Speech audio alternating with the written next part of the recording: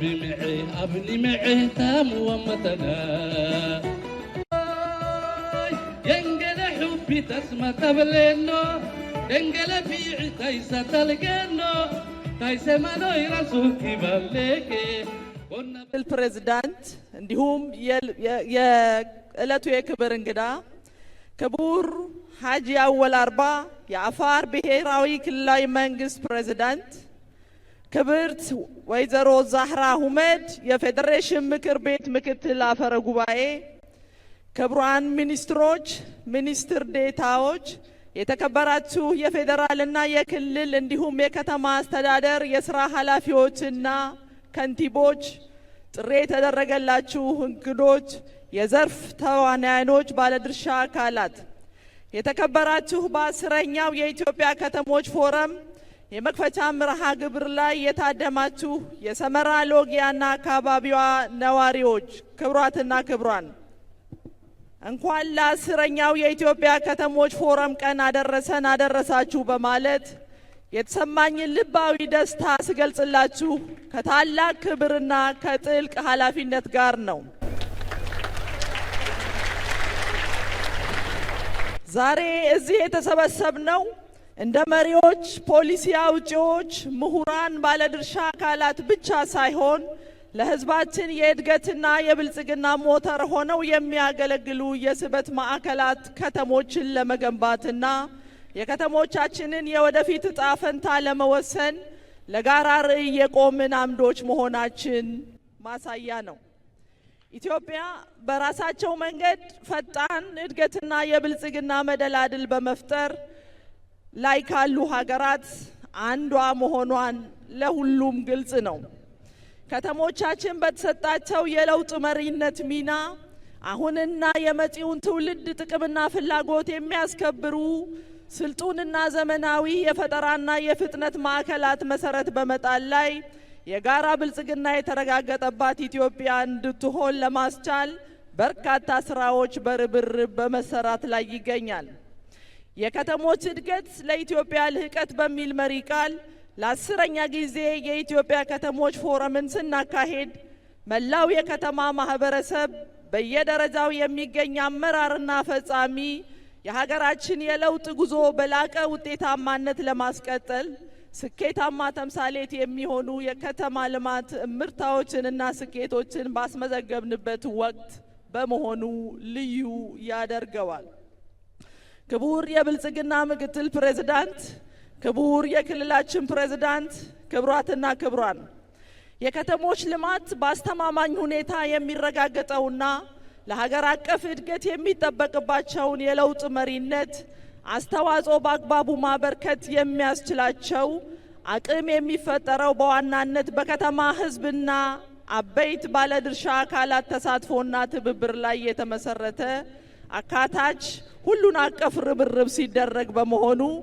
በከተማና መሰረተ ልማት ሚኒስቴር ዘርፍ አጀንዳዎች ዙሪያ ጠንካራ መሰረት ያለው የከተሞች የመልማት አቅምና ተጠቃሚነት ለመፍጠር እንዲቻል በየ2 ዓመቱ የኢትዮጵያ ከተሞች ፎረም እንዲዘጋጅ ተወስኖ ዛሬ ለ10ኛው የኢትዮጵያ ከተሞች ፎረም በአፋር ክልላዊ ብሔራዊ መንግስት ሰመራ ሎጊያ ከተማ ውቧ ከተማ እንኳን በዚህ ደረጃ ተገናኘን ለማለት ወዳለው በድጋሚ እንኳን ደስ ያላችሁ ማለት ፈልጋለሁ። የኢትዮጵያ ከተሞች ፎረም በፎረም ደረጃ እንዲካሄድ ሲታቀድ በከተሞች የልማት የመልካም አስተዳደርና የከተማ ህዝብ ተሳትፎና ንቅናቄ አጀንዳዎች ቀርበው ውይይት የሚደረግበት በችግሮች ዙሪያ የመፍትሄ አቅጣጫ የሚካፈልበትና እህትማማቾች ከተሞች ያላቸው ልምድ የሚከፋፈሉበት ዓለም አቀፍና አገር አቀፍ ጥናቶች ምርምሮች ቀርበው የሚመከርበት እንዲሁም በከተሞች እየተከናወኑ ያሉ የልማት ስራዎች በኤግዚቢሽንና ትዕይንት ቀርበው የሚጎበኝበት መድረክ ነው። በመሆኑም በከተሞች መካከል የእርስ በርስ ቅርርብና ትውውቅ እንዲጎለብት በተመራማሪዎችና በዘርፉ ባሉ ተዋናያኖች መካከል ውይይት በማድረግ በከተማ ዘርፍም ይሁን በምሁራኑ ላይ ግንዛቤ እንዲፈጠር ጤናማ ውድድር እንዲኖር የፈጠራና የፍጥነት የልማት ኃይሎች እንዲበረታቱ የተቋማዊ ሪፎርምና የዲጂታላይዜሽን ምርታዎች እንዲስፋፉ በማድረግ በከተሞች መካከል ተቀራራቢ የሆነ ልማትና ፍትሃዊ ተጠቃሚነትን በማረጋገጥ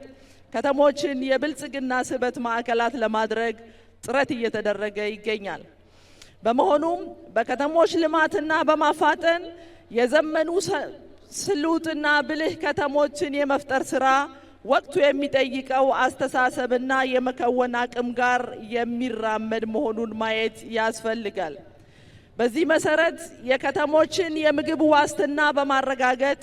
ግልጽነት፣ ተጠያቂነትና ፍትሃዊነት የሰፈነበት የመሬት ልማትና ማኔጅመንት በማጎልበት የከተሞች የድህነት ገጽታ መቀየር፣ ነዋሪውን የቤት ባለቤት እንዲሆን ከማድረግ ጋር የተያያዘ የቤት ልማትና ፕሮግራም በመተግበር በፕላን የሚመሩ ደረጃቸውን የጠበቁ ከተሞችና ማዘጋጃ ቤታዊ አገልግሎቶች እንዲኖሩ አገልግሎቶችን በአግባቡ እንዲቀርቡና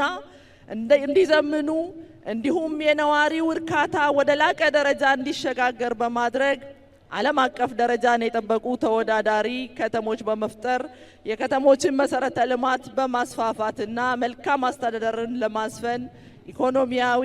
ማህበራዊ ልማትን እንዲያፋጥኑ በማድረግ ረገድ ከፍተኛ ጥረት እየተደረገ ይገኛል። ክቡራትና ክቡራን፣ እንደ ሀገር ጠንካራ ሀገር በቀል የኢኮኖሚ ሪፎርም የቀረጽንበት